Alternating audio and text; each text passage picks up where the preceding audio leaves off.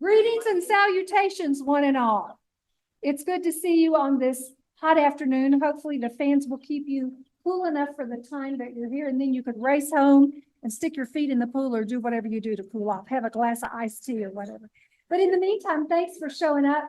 Christine, you did such a beautiful job last week introducing us to the Anglican Church. And I see that we've got some Anglicans here that want to know about the UUs, but we've also got some UUs here who want to brush up on their UUs. See if they want to stick around. Do a brush up and a review if this is where your home is. We are so grateful to be in partnership with you guys. You just don't know. And we've loved Matt for a long, long time. So Matt, tell us what you got to tell us. And do we need our notepads? Or is it going to be a quiz? There will not be a quiz. No quiz. We don't. I'm sure you're going to love it. Okay, thank you. All right. Let me see. I do have some notes for myself up here. I need to make sure I can get them up. So once again, thank you for being here. And this is the second of these two programs.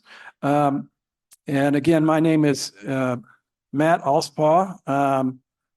For those that need titles, I guess Reverend Matt Alspaugh, but that's not super important to me.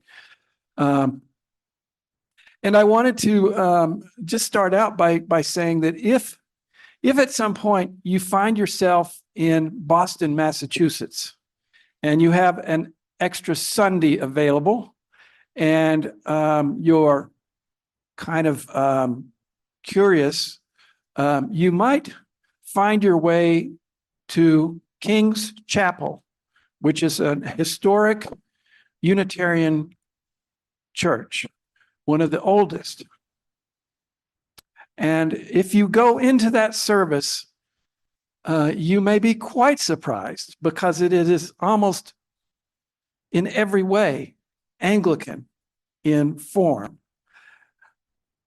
However, certain parts might be missing. It's primarily the Trinity, because it is an Anglican. While it is an Anglican congregation originally, it is also Unitarian. I'll tell just briefly this story, and it might set us up for understanding a little bit more about Unitarian Universalism as we go on. In their sort of mission statement, if you will, they say they are Unitarian Christian in theology, Anglican in worship, and congregational in governance. And what happened was the church was founded in Boston as, I think, the first Anglican church in Boston. They couldn't even get land because the Massachusetts at that time was dominated by the Congregationalists, and they would not allow this Anglican church to be founded. So they ended up founded on the land, a burial ground, a cemetery is where they built the church. And it was Anglican until the American Revolution. And as you know, a lot of Anglicans went to Canada. The church actually closed down, but a minister who was beginning to take on some of the Unitarian theology came to this church as it began to be reestablished, and they gradually became Unitarian in theology, but they retained all of the Anglican worship styles and things like that. They tried to connect with the then new Episcopal Church, but the Episcopals wanted them to take the Trinity back, and they wouldn't do it. So they stayed Unitarian. And so they ended up being one of the first Unitarian churches in the country. So I wanted to jump in and kind of give you a little bit of history and theology of Unitarian Universalism. And Frank, yes, just that was around 1776 or so, in that era, American Revolution.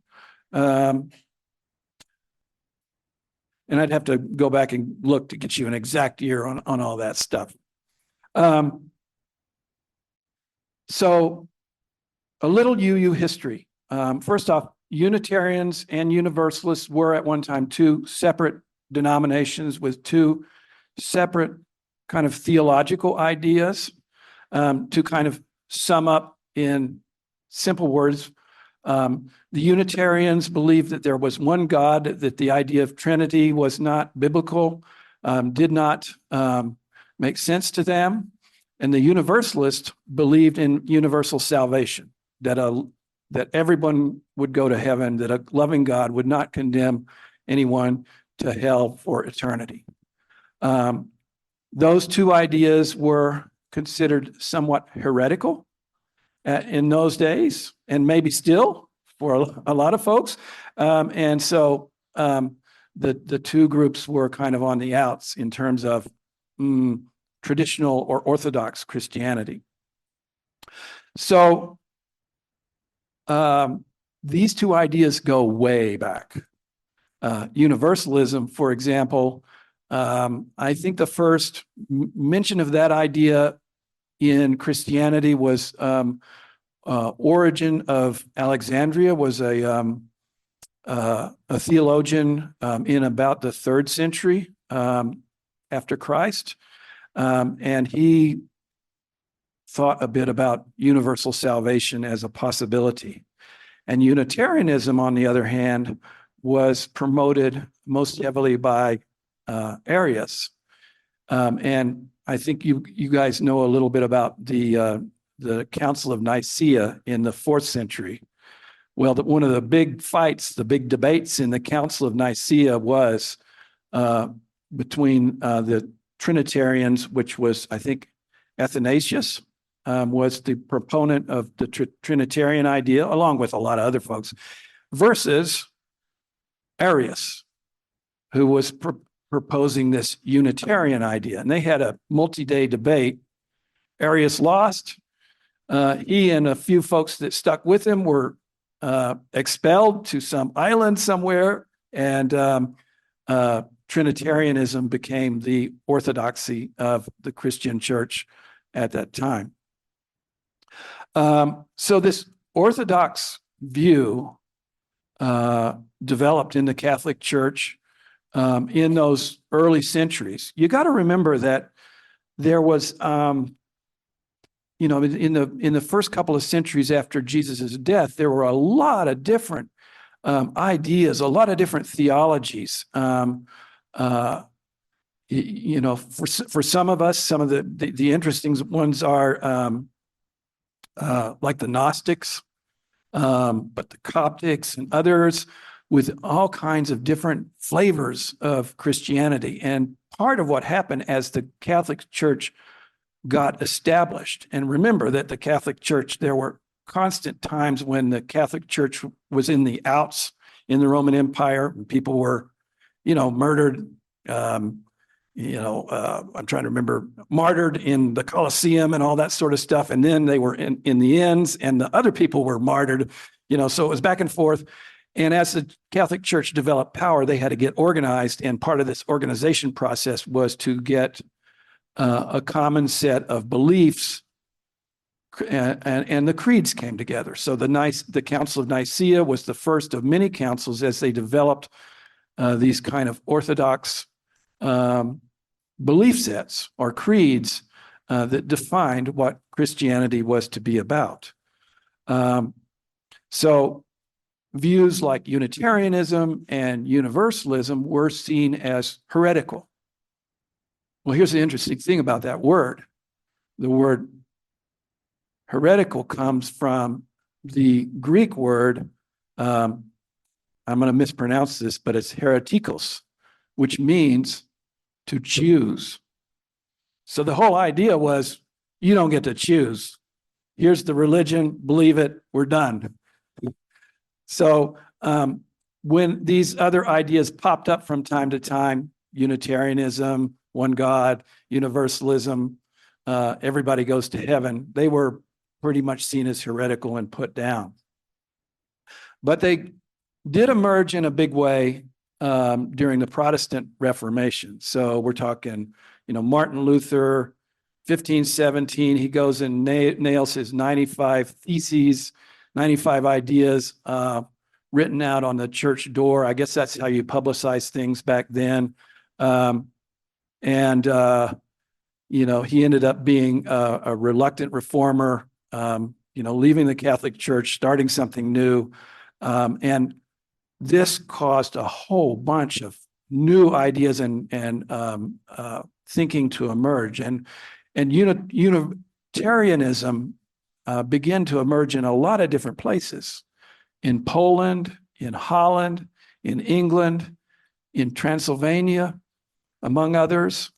But in most of those places, it was suppressed, usually by the Catholic Church, sometimes by the Protestant. If the Protestant churches got established in certain countries, they would oftentimes suppress these ideas. Only the Unitarian Church in Transylvania survived to this day. So they are the longest continually running denomination, if you will, of Unitarians in the world. And a few people died. I mean, the most significant example is Michael Servetus, who was a physician, a thinker and theologian. He wrote a book about Unitarianism in trying to flee the Catholic Church in France. He ends up in Switzerland, in Calvin country, John Calvin, and Calvin has him arrested and burned at the stake for the Unitarian beliefs. So we do have a few martyrs in our tradition. So I'm going to kind of jump forward, not that many years, to explore Unitarianism in the United States. And this also applies a bit to Canada, though really Unitarianism, kind of as we practice here, is largely emerged from the United States. And our background as Unitarians is rather interesting. We actually got our start through the Puritans. You remember those folks, right? The people in the stocks, and the Scarlet Letter and all that. Very, very religiously conservative people who had escaped from England in the 1620s to the 1640s in the so-called Great Migration. One of the places they went to was Northeast US, primarily Massachusetts. And they were seeking, I say, religious freedom, but it was really freedom to have their own specific religion and suppress everybody else. So it was very, very, very restrictive. But there was one interesting quality about the Puritans that created maybe an unexpected outcome. The Puritans organized themselves in a particular way, different from, let's say, the Church of England or the Catholic Church or any other denominations really existing at that time. The Puritans organized themselves in what we call congregational polity. And that's a fancy word to mean how did the denomination, the group of churches organize, how did they organize in terms of power and hierarchy? And these folks were very strong Congregationalists. All the power lay with the individual churches. The individual churches had complete power to hire and fire ministers, to build buildings, to run their finances, to choose who could join and who could not. It was only by them talking with other churches that they, kind of sort of stayed on the same wavelength. There was no overarching layer of bishops or cardinals or anything like that to give them direction and deal with situations where churches went sideways. Well, that's kind of what happened over the next 2 centuries. Some of the churches gradually became a little more progressive, and they might hire a progressive minister, and that minister might give sort of liberal sermons. And then when that person typically died, they would hire the next one, and that one would be even more progressive. And so that was the kind of the path there for the liberal side. For the conservative side, it was the same, only the other way. They would tend to hire more and more conservative ministers, and the congregations would get more and more conservative. Now, this was also a time when there was a lot of new thinking going on. Bible scholarship was changing. We were getting into all of this kind of biblical criticism, and I use that in a positive sense. A lot of these ministers started looking in the Bible, and they're not finding stuff that matched up with creeds and the stuff that they had been taught. And they were saying, hey, I'm not sure this is right. I'm not finding the Trinity in here. And so some of them became Unitarian. Well, that word was not being used back then. They were just saying, I just think God is God, and that's it. Jesus was a great teacher, and so the others, the conservatives, started calling these people Unitarians as a put down, as an epithet. And the word stuck, as those often do. And the Unitarians claimed it. Now, what also happened was the conservative churches quit working with the liberal churches. And so a kind of a split began to happen. They stopped working together, and ultimately in 1825, the liberal churches formed the American Unitarian Association and sort of formally became a denomination. Let me see if I'm missing anything here. We'll come back if I did. And you might think that would be a great happily ever after point in the story, but almost right away we get into another phase of religious turmoil with the Unitarians, and that is so right at this point they are pretty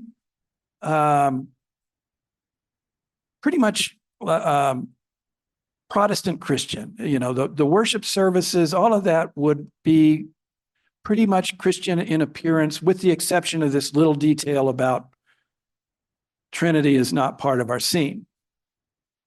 But that begins to change as in just right in that same decade, and then we're talking the 1820s to 1830s or so, is a new movement begins to emerge within the Unitarian world called Transcendentalism. And I'm sure most of you know about this, learning about Transcendentalism in school.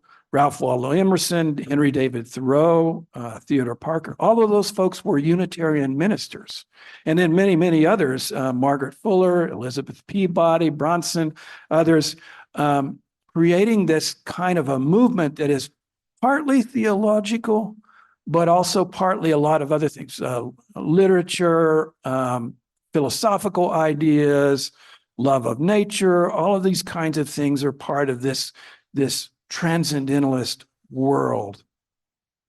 But from a theological standpoint, well, it's really, really hard to pin down because it was super loosey-goosey.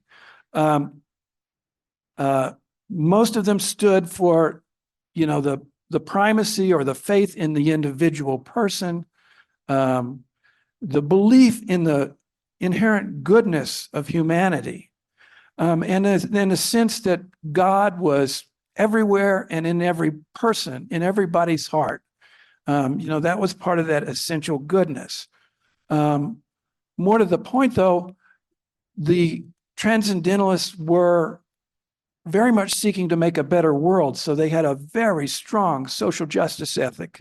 Education reform was huge, prison reform, anti-slavery, women's suffrage. All of these things were essential parts of the Transcendentalist movement. So you might imagine that there would be tensions in the Unitarian denominational world, and there were by now you would call them traditional Unitarian Christian churches and ministers who were very hostile to some of these strange woo-woo-ish transcendentalists, and there were lots of letters and debates and articles and all that sort of stuff. But strangely, the movement did not schism. It did not split apart. And I think we'll see a pattern here. Because then in the late 19th century, and this is much more in the western part of the US, and by west, I mean anything west of like Pennsylvania, we get, the Unitarians are sending out, of course, ministers to do church planning and church starting and stuff like that. But oftentimes these are people who are even more progressive or liberal, and out of these churches developed the free thinkers, the humanists, and some of these people began to question even the existence of God. And so again, we find the rise of atheism as part of the Unitarian movement, among other ideas, agnosticism, humanism, all that. But again, even though that stretched the movement even more, it did not schism. It did not split. I know of one heresy trial. Yes, we did those too. A trial where they decide that a particular minister is too far afield theologically and needs to be kicked out of the movement. And this was with Theodore Parker, who was one of those famous transcendentalists that I mentioned earlier. And the ministers were unable to, well, actually, Parker broke down in tears, and they were just unable to find it in themselves to send him away. And so they kept him, and that was kind of the only heresy trial that we had in the movement. And really, there hasn't been anything like that since, at least not theologically. We've certainly had ministers kicked out for other misbehavior, but that's a different story. So kind of continuing forward with the Unitarians, and again, I'm kind of mostly exploring theology right now. In the early part of the 20th century, there was the development of this idea called process theology. Alfred North Whitehead was sort of really the inventor, but one of the key proponents of this was Charles Hartshorne, who was a Unitarian. And the idea of process theology is that everything is becoming, everything is changing, everything is moving forward, including God. God is not all-seeing, all-knowing, all-powerful, but God is changing also in response to humanity changing, and humanity is changing in response to God, yearning, moving towards a world that is more beautiful and more good than we have now. And so it's a very interesting idea, and gets picked up in other places, but we like to think that we were, as Unitarians, part of the original thinkers around some of that kind of stuff. But again, you see that there's this broader sense of theological views within Unitarianism. So let me stop there and look back and talk a little bit about the Universalists. So again, I'm kind of focusing on North America, primarily the US. There weren't a lot of Universalists in Canada. But Universalism emerged in the United States before the Revolution. There were a few folks that came over from England with this idea, but a lot of it was homegrown. These tended to be circuit riding ministers who would go from location to location and kind of get small churches started in rural areas. And the Universalists tended to be pretty Orthodox Christian, Trinitarian, with this one exception about universal salvation, that a loving God would never damn anybody to eternal torment.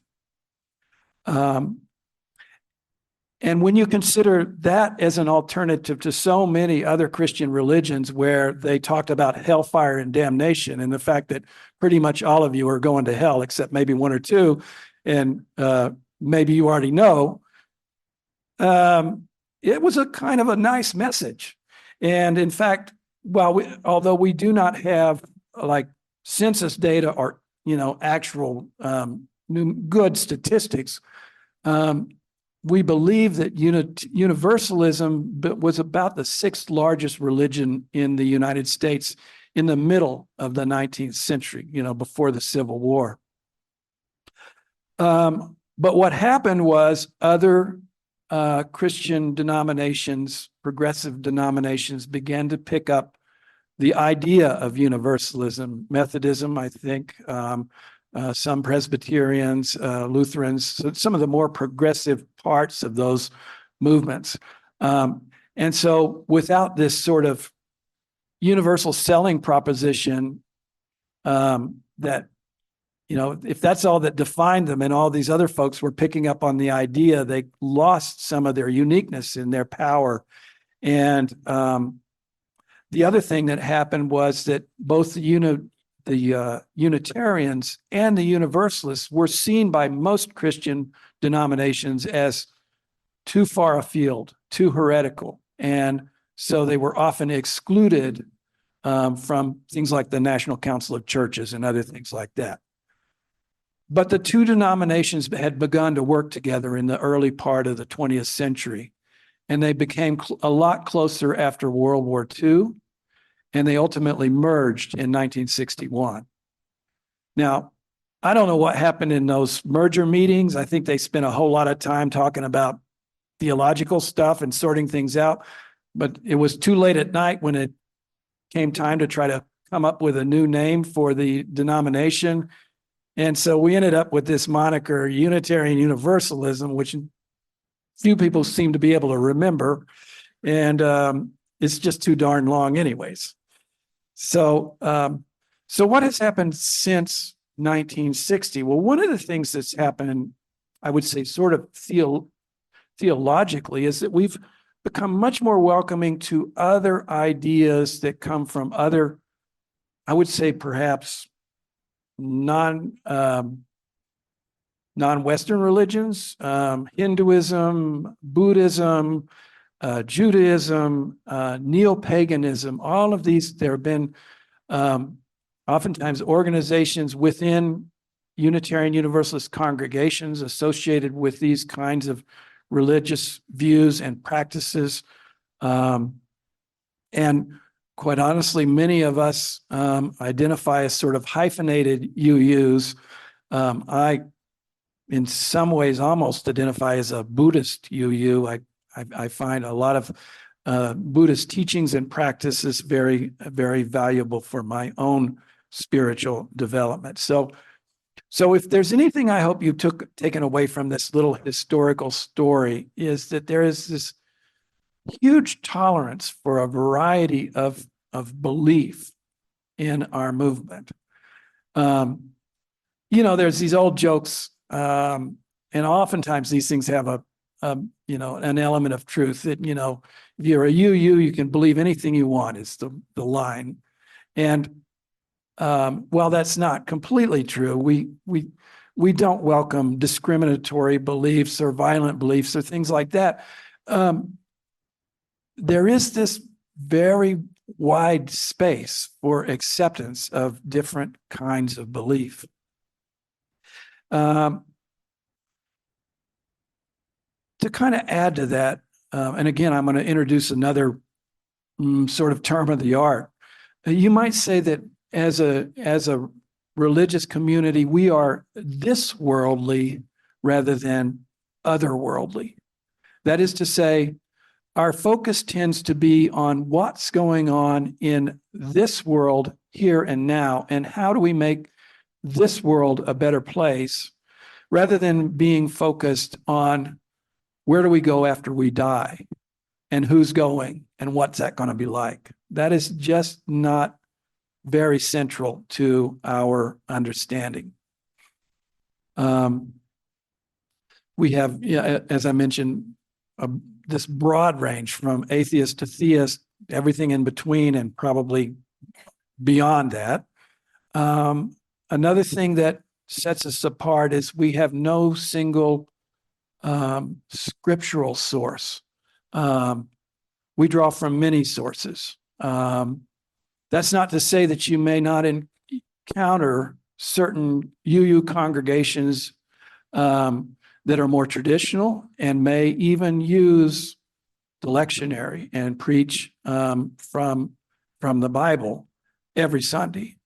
There are others that hardly ever use the Bible at all, and some that use, on occasion, mixing it in with texts maybe from Buddhist or Sufi or poetry or things like that. I think that probably better characterizes, for example, this congregation. What is maybe more important for us than belief is behavior.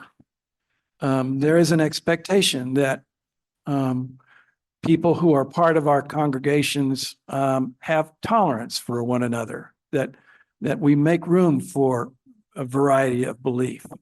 The idea of covenant is very important to us. Now, it's maybe not necessarily a covenant between us and God, but a covenant between us as individuals trying to work together. But the idea is still very important. So you may remember that I talked a little bit about the early Unitarians in the United States and how they were treated by the more conservative churches. And one of the ways the more conservative churches used to exclude Unitarians was by creeds, statements of faith. And they used those to discourage people from, or prevent people from joining them who had these more progressive or liberal beliefs. So as a movement, the Unitarians became very distrustful of creeds. And oh, by the way, I should say this, because I've been kind of denigrating the conservative Congregationalists, you know, in the Northeast. And those Congregationalists in general have become the United Church of Christ in the United States. And I think they were a big part of the United Church in Canada. I'm not sure that, okay, yes. And they are among the most liberal of the Christian denominations. And the Unitarian Universalists, we work with the UCC a whole lot. We've done many projects with them simply because we are very much in the same wavelength on a lot of things. So you might say, well, okay, how can you function if you don't have like a statement of belief, a creed? Well, we have something that's kind of in a squirrely way a little bit close. And that is called, if you ask most people, well, that's our 7 principles. You know, we have this short document which exists primarily because the state of Massachusetts required that it exist. That in order to be an organization, a corporation in this state, we had to have a statement of, like a mission statement. And this statement is that thing. But of course, we put a lot of effort into writing something that is meaningful rather than just checking the box. And so quite a lot of people will read our current 7 principles and say, yeah, I can get on with that. I can believe that. And oftentimes people find their way into our movement because they encounter this somewhere. By the way, a great majority of our people are, to use the term, come-outers. They have come out of some other religious background, or maybe no religious background at all, and found their way into Unitarian Universalism. We don't have that many people who have grown up with it as children and stayed. That's a problem. but it is a reality. So the principles start with the line that, so that I'll just kind of read just a bit. There are 7 principles which the Unitarian Universalist congregations affirm and promote. And the first is the inherent worth and dignity of every person. And the last one is respect for the interdependent web of all existence of which we are a part. You can read the rest. But one of the things you may have noticed is that was written about the congregations, not about the members. So we are not compelling any member to say that they have to sign off, that they accept this as a statement of belief or faith. So that's kind of how we dance around the fact that we don't want a creed. And there's another thing. It's also written into those same corporate bylaws filed with the state of Massachusetts that this creed, not a creed, this anti-creed has to be re-examined every 15 years. The concern was that if it was not, that over time it might become kind of fixed, kind of set in concrete, and then people would see it as a kind of a creedal statement. Well, here's the deal. The last time it really was reviewed was in 1985. It's almost 40 years now.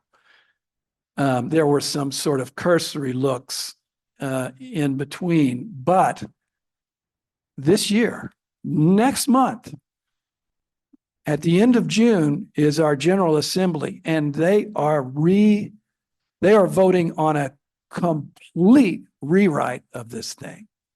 It is, I expect fireworks. We will see. And yet I think it's time. I think it is time to do that. And it is an important thing about our movement that we change and grow. So let me talk a little bit about social justice. That's a lot of people, when they see Unitarian Universalists, that's the thing they think about. And I do think that traces back to those transcendentalists and their involvement in social justice back in the 19th century. But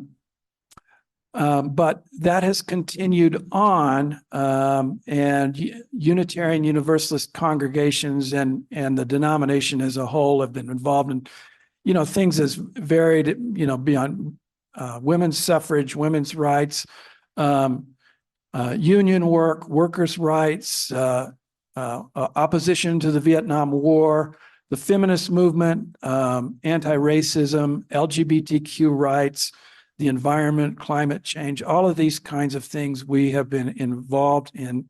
The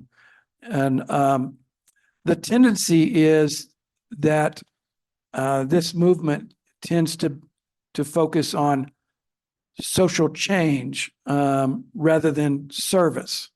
So at least for congregations in the States and Canada, perhaps other places of the world, the focus has been on, how do we get legislation passed? How do we have political action to make social change in the world? So, we're oftentimes involved in protests and stuff. Palestine is a big thing right now. When I talk about this congregation, that's a little bit of a problem here because you cannot safely get involved in political action if you are not a citizen. And so we have concerns about being too socially out there in terms of social change here in Mexico. And our focus has been maybe more on service, food security and health and things like that. So let's see, let me jump back to I want to talk a little bit about that polity word again, because it might help you understand a bit about this congregation that you share space with. As I mentioned, our historical polity is strongly congregational. The congregations have a lot of power. They have complete control over their finance, their buildings, who they hire for ministers. or even if they have a minister at all. They're not required to have a minister. And in fact, a great many congregations start up like this one did as a completely lay-led fellowship. They also may call ministers from outside of the UU fold, or I haven't really heard of anything like this, but they could even call people who are not, have no ministerial, formal ministerial training at all. The National Association, again, I'm talking about in the US, Canada, I think is the same, has little power to compel congregations to take certain kinds of people as ministers or not, or even to expel congregations from the association. And as I look back on this, again, I am surprised that this has worked so well, in the sense that there have not been any schisms, really, or any breakups, any groups of congregations leaving the movement. There were a few that left when the Unitarians and the Universalists merged, but that's it. Here's another interesting thing. At this moment, there is no international Unitarian or Universalist organization, nor is there an organization in Canada, which may not be surprising since there's only about 3 Unitarian Universalist congregations here, and this is one of them. But it kind of says something about our reluctance to create the layers that one would expect in many other denominations. I feel like I've been talking and talking and talking. I should have made space for questions or comments or things. Anything's right at this moment? Yeah.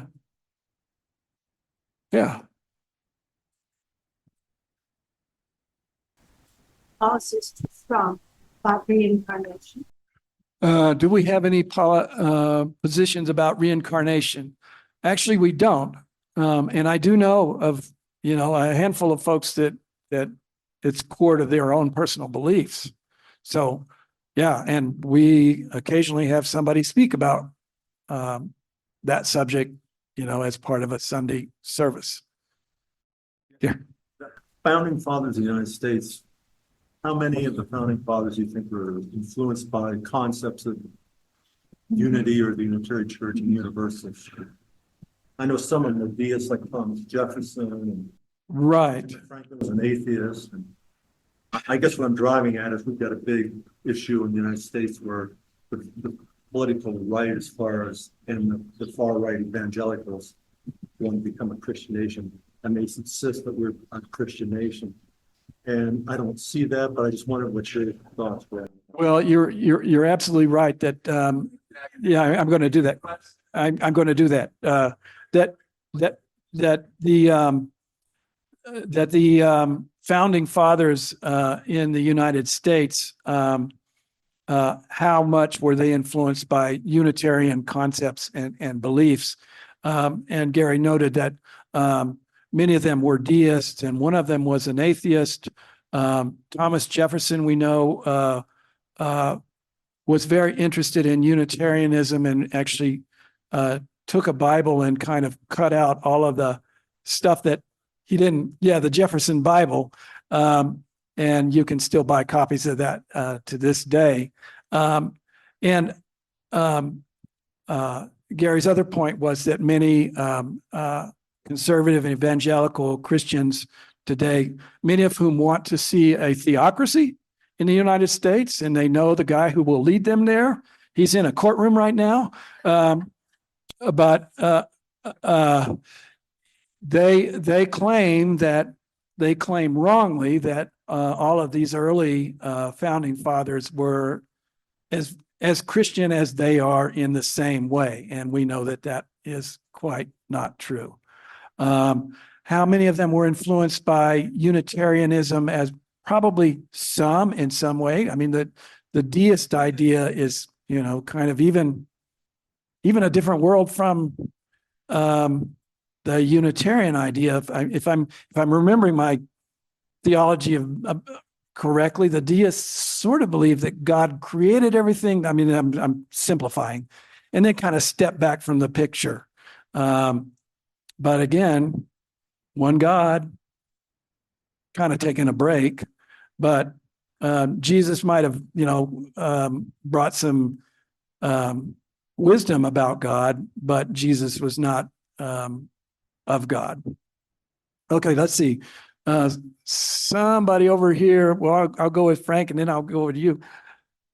Yes. Oh, well, does prayer form any part of UUism? Yes and no. So some people pray. Some people pray in public. Some people don't.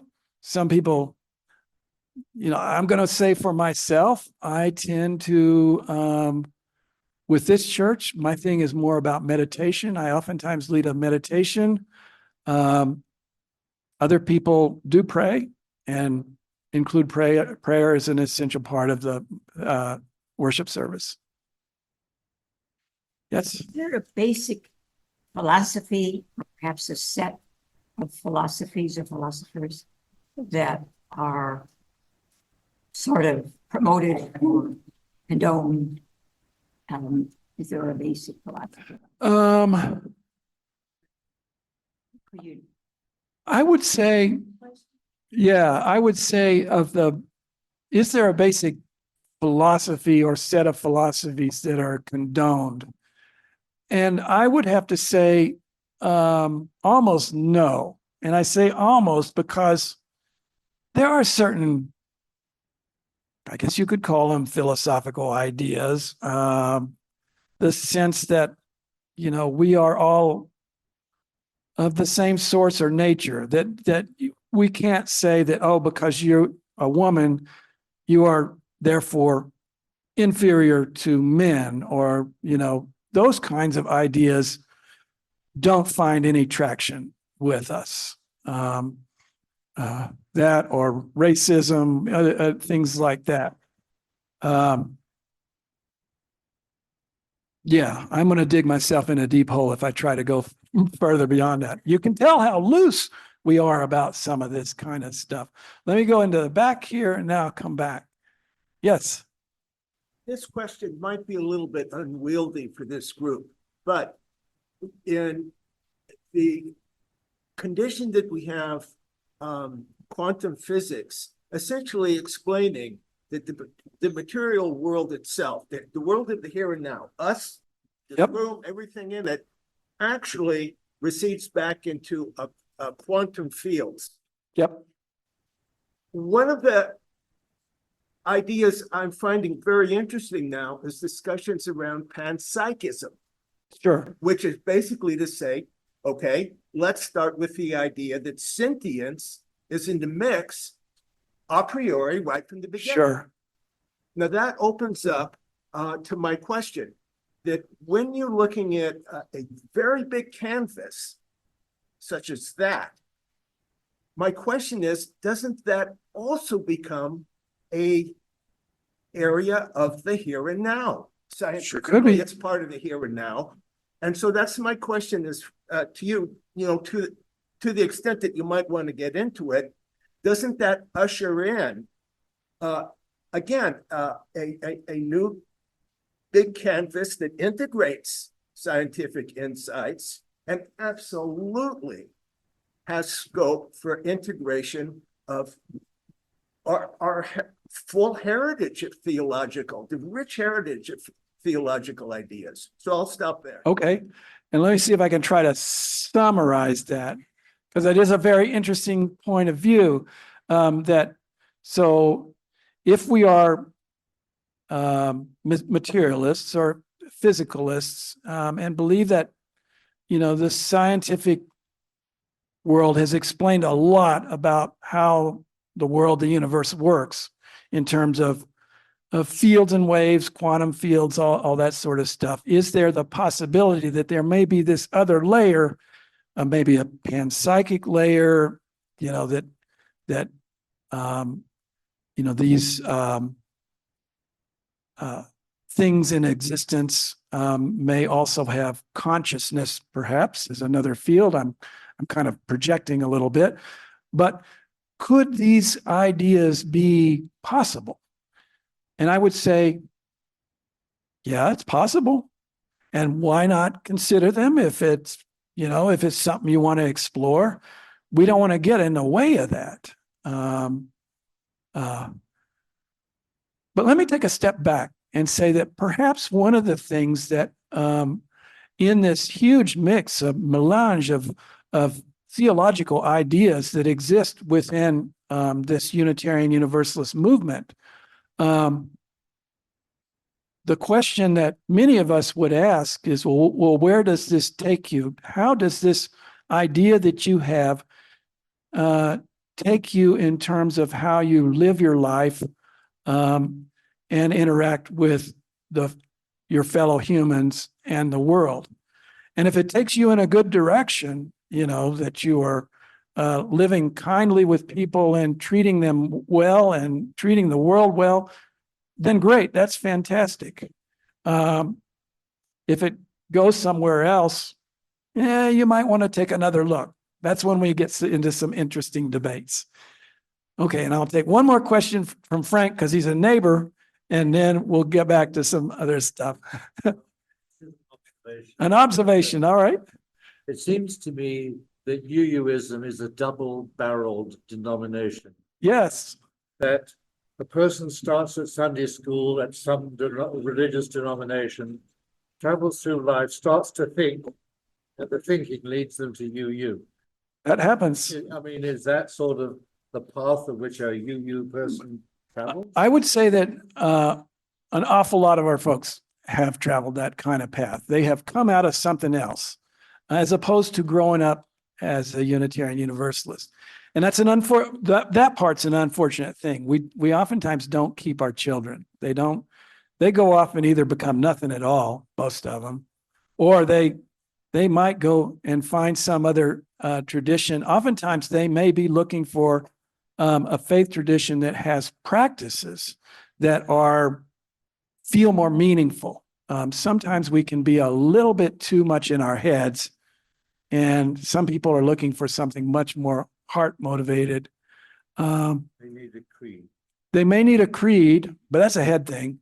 But they may need the practices of, communion and other kinds of things. They may need the smells and bells, or they may need to sit in meditation in a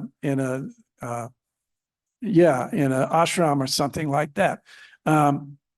So that, that's a tension. And of course, we try to have, and I'm just about ready to talk about the few little bits of kind of practice things that we do. And we have some, but it may be slim pickings for some people. For others, it may be too much. I'll get to that. But yeah, you're right. There is a little bit of a interesting dynamic about how people come into this movement and also how they leave. And from my point of view, if somebody leaves and they are going off to something that fits them, I am happy for them. That's fine. So when I was in seminary, I was speaking with my UU history and polity instructor, and I asked her some question, and she said, well, our Sunday services are pretty much Calvinist. And I was like, what? Because I was thinking, Calvinism is kind of like this all hellfire and damnation and all this kind of stuff. But when you break it down and you start looking at the nature of our services, they are typically, except for something like King's Chapel, typically Protestant in flavor, simply because that's sort of the tradition, that congregational tradition that we've come out of. That is to say, the sermon is sort of the central part of the service, sermon or talk. Some people in this congregation, for example, don't like the word sermon. They don't like the word worship either. So we say Sunday service, but I can get away with that word here, I think. And some singing, and some other elements, but the central part is the message. there are absolutely no requirements about what a service has to look like. But most UU congregations do a few things. One of them, in almost all UU congregations, they will at the beginning of the service light a chalice, a flaming chalice, and then extinguish it at the end.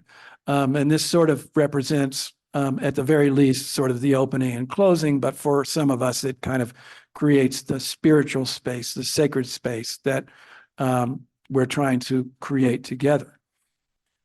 The story of this is interesting.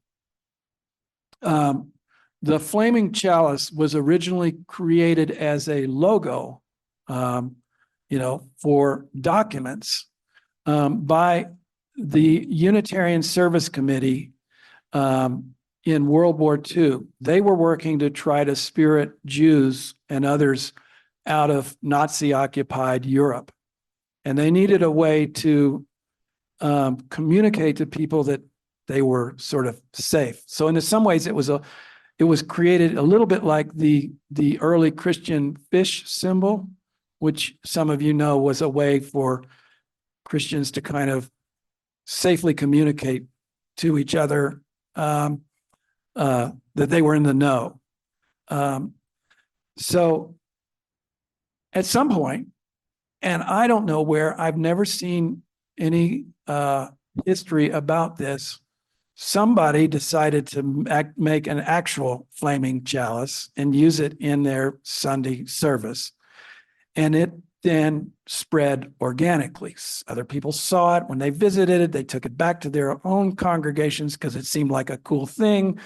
And it just sort of spread organically. There was no instruction on high, because we really don't have it on high, to do this thing in your services. And if you go to different UU churches, they will have all kinds of different designs and shapes and formats of these things. They all vary. And then there are a few that don't do it at all. They don't have to. Another thing that we do are candles of joys and sorrows. This is a little bit like maybe prayers of the people, where people get a chance to raise up their concerns and events in their lives. Again, we seem to have a thing about flame, and so we tend to light candles, although here we recently changed to dropping stones and then went to candles for joys and stones for sorrows. So we kind of make up this stuff as we go along, and then maybe other people will steal it and it'll go somewhere. So those are kind of the two big ritual elements that exist in our services, or some of our services. I'll talk about just a couple of special Sundays. Now, we typically celebrate Christmas and Easter, and when we can, the Jewish high holy days. We try to acknowledge those important holidays and other traditions, especially when there are members who have come out of those traditions in our congregations that can help us do those things in an appropriate way. But we also have some that are unique. One is flower communion, which we will be doing later in the summer when the rains come, but it's typically done in early summer. And this is a celebration of diversity. And it also has an interesting story from World War II. A minister named Norbert Čapek in Prague, Czechoslovakia, created this because he recognized that his largely Catholic congregation craved more ritual, largely Catholic, past Catholic. They craved more ritual, and so he was trying to create these kinds of things. He was also very outspoken, and when the Nazis came, they sent him to Dachau, and he was murdered. So there's a little bit of a tenderness there. We also do this thing called the water service, which is typically kind of at the opening of the church year. This one also has an interesting history. It was created by the UU Women in Religion at a 1980 conference. Now, these women were trying to address patriarchy that existed within a denomination. At that time, most of the ministers were men. There was barriers to leadership. A lot of the language, even in the principles at the time, was masculine. So they were doing a lot of the heavy lifting in terms of feminist work. And this idea, too, spread organically to other congregations. And many of us use this as a special service also. There's a few others, but they're not so universal as those. So let me now talk a little bit about this congregation, Lake Chapala Unitarian Universalist Fellowship. And I'll talk a little bit about the history, but I'm weaving in some of the differences between some of the stuff I've said earlier. So this congregation was founded in March of 2006. A person who is no longer with us put an ad in the Guadalajara Reporter, invited people to come talk about the possibility of forming a congregation, and 6 people showed up. 2 of them dropped out because the 4 of them decided they really wanted the organization to be Unitarian Universalist, not sort of generic Sunday morning meeting kind of thing, not open circle. They wanted to be spiritually oriented. They wanted to have some semblance of a service.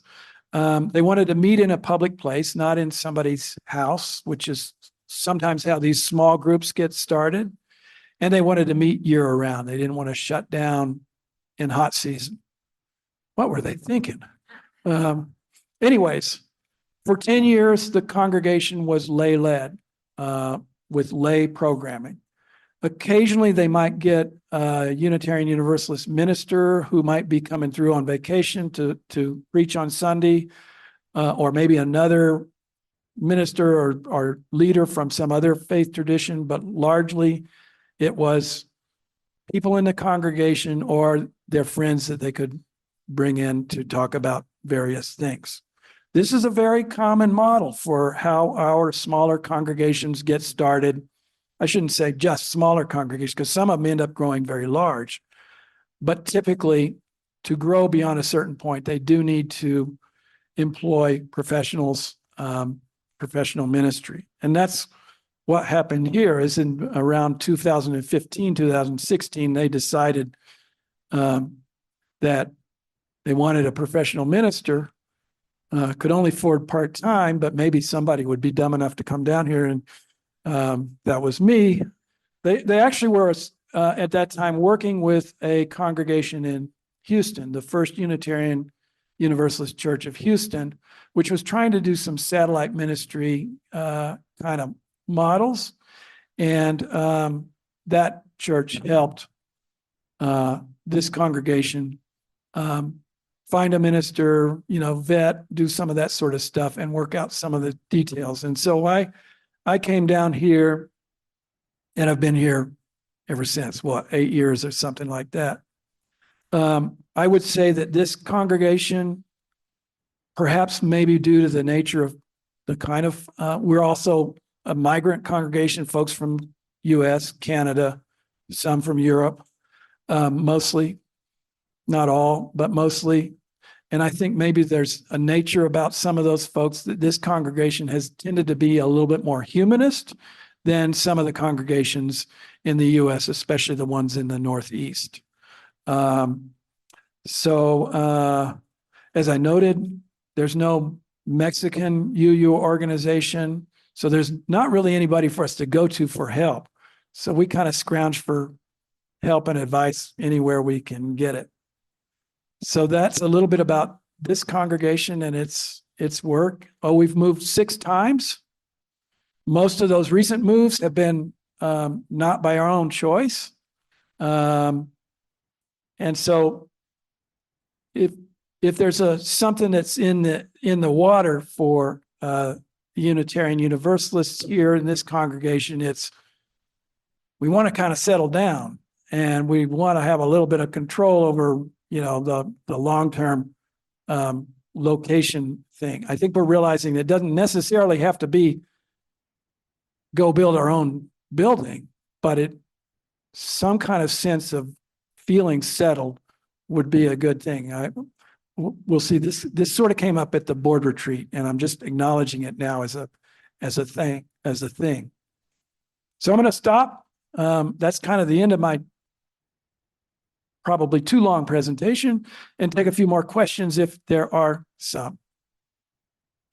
Great, thanks. Yes, way in the back.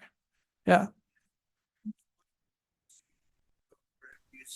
The traditional Bible, do you have like a book or something that people that you know that Oh, like a Book of Common Prayer or something like that? Yeah. or just something that a book, something that's printed that people Yes. have as a guide to maybe understand more.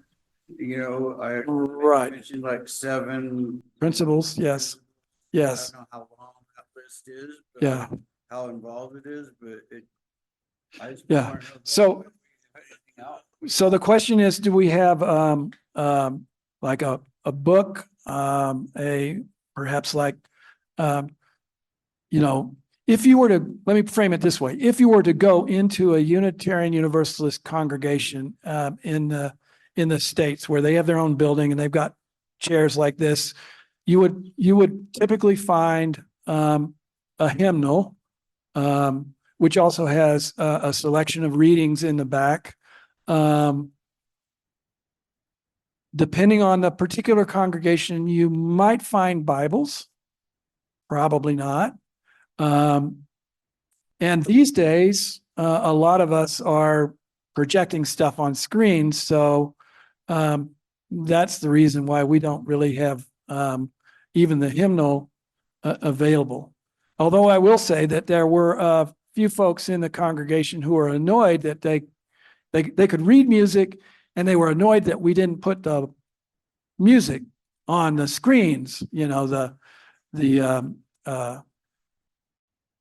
I'm losing my word. Yeah. So put the score on the screens. And so they went out and bought a whole bunch of hymnals, which are floating around somewhere. So if people are like, I really want the score, they can find it. Yeah.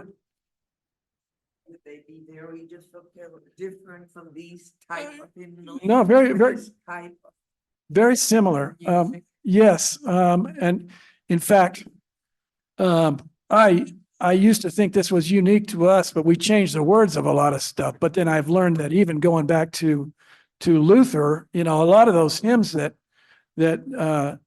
he and Calvin created were actually German drinking songs, in which they created the appropriate words because there was good music, and that all kinds of different denominations go and tweak the words here and there of familiar hymns. You can research that sort of stuff online. Yes, yes. If any of our congregation would like to sample the UU church, go. I've seen several of you there. Hey, you've been UU today. But go and experience it. It's wonderful. I've gone to a couple of services and found it wonderful. My question is, do you have any kind of special ceremony around life, around birth and death? Oh, yes, yes. Very good point. I should have included that. We again, it can vary. Some congregations do baptisms in a very, very Christian sense. But what is more typical is some kind of baby dedication or baby naming ceremony that acknowledges, the new life among us. And those can be very touching. We also certainly do memorial services, celebrations of life, funerals. And again, typically that is largely guided by the desires of the individual or their family. And by that, I mean, some people, they do not want any kind of negative stuff said at their service. And it's only going to be about their life and how great it was and stuff like that. And other people are like, yeah, you can talk about grief and you can even talk about the hereafter and all those kind of things.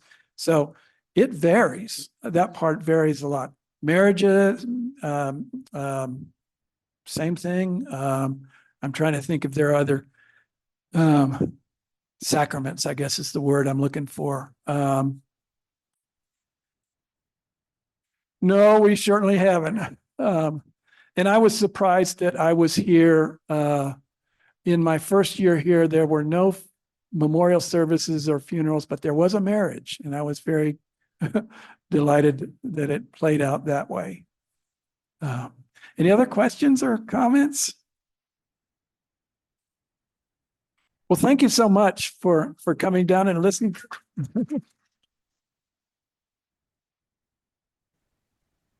Learned a lot? Wow, I did too.